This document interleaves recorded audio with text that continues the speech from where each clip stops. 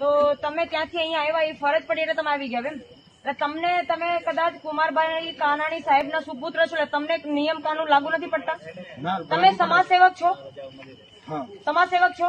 તો તમારું ફરજ શું બને કે આ લોકો જે કઈ કરતા એ લોકો રોકવાનું હોય, એ લોકોને આગળ પેલું કરવાનું હોય? રોકવાનું હોય તો સમજાવવા આવ્યા? ફોન ઉપર નથી સમજાવતું તમારાથી? તમે અહીંયા આવ્યા જ કેમ આવ્યા તમે? કોણે? મેં તો ના પાડી ફોન પર વાત મારે નથી કરવી એવું કઈ કીધું? તે મને ક્યારે કીધું વાત કરો? તમે મને એમ કહો તમે બહાર આવ્યા જ કેમ આવ્યા? તમે કુમારભાઈ કાનાણી સાહેબના સુપુત્ર છો એટલે તમને હક આપ્યો કોઈ બહાર નીકળવાનું? જો કે એ સાહેબને મેં ક્યારે અમે 5 જણા મોઢું બંધ રાખ ને મારી દે મોઢું બંધ રાખ. અમે જાણે કેમ 5 જણા કોરોના ફેલાઈ દીધો. તમે તો મોઢું બંધ રાખ કીધું ને. બધા અગ્રેસિવ થઈ મોઢું બંધ રાખ. અગ્રેસિવ હું કેમ જાઉં છો? પણ હું એમ મોહમ્મદ તમે આ વાત કરીએ ને આપણે અગ્રેસિવ હું કેમ જાઉં છો? આ ભાઈને મોઢું બંધ કરાવો પેલા. વાય ચૂપ કેટલા અગ્રેસિવ અમારી બાજુથી હું જાણે કેમ અમે 5 જણા જઈને થઈને કોરોના લઈને આવ્યા. મને બોલવા દેશો હવે? તમે મને એમ કહો તમે હજી કુમારભાઈ કાનાણી સાહેબ કોણ છે એ હું નામ સાંભળ્યું છે ને મંત્રી છે એ મને ખબર છે, મેં ક્યારે રૂબરૂ એમને મળી નથી. બરાબર બરાબર ઓકે.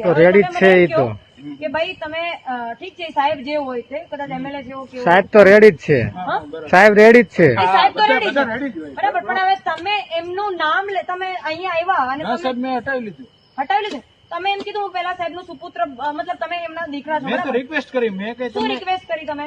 કે ભાઈ હું મારા એક મિત્ર માટે આવ્યો છું. તમે પેલા તો બહાર નીકળવાની પરમિશન કોને આપી? તમે રાત્રે 9 વાગ્યા પછી બહાર નીકળવાની પરમિશન કોને આપી?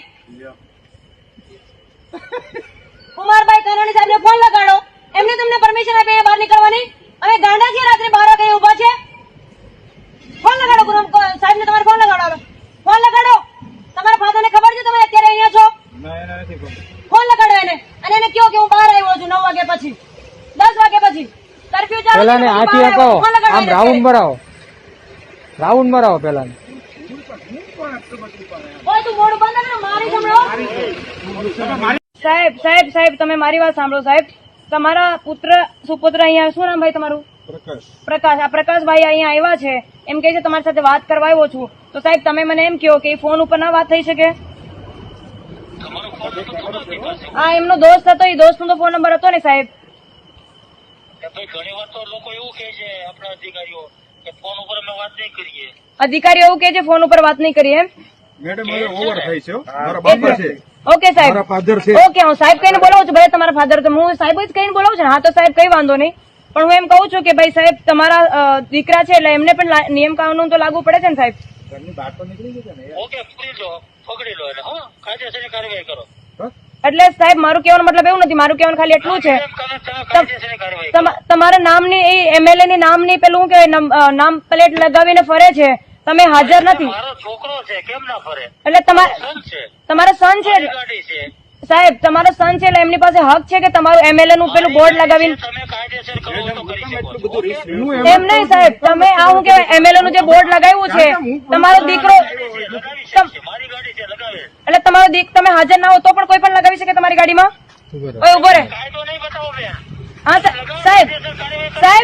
સાહેબ મારી વાત સાંભળો સાહેબ, હું કાયદો નથી લગાવતી. અંકલ દંડો બતાવે છે મેડમ હજુ બી. સાહેબ મને ખબર નથી હું તમે કોણ બોલી રહ્યા છો, પણ ખાલી પણ સાહેબ જો તમે આરોગ્ય મંત્રી કુમારભાઈ કાનાણી સાહેબ બોલતા હોય સાહેબ તો આપણે સૌથી પહેલા તો આપણે તમારો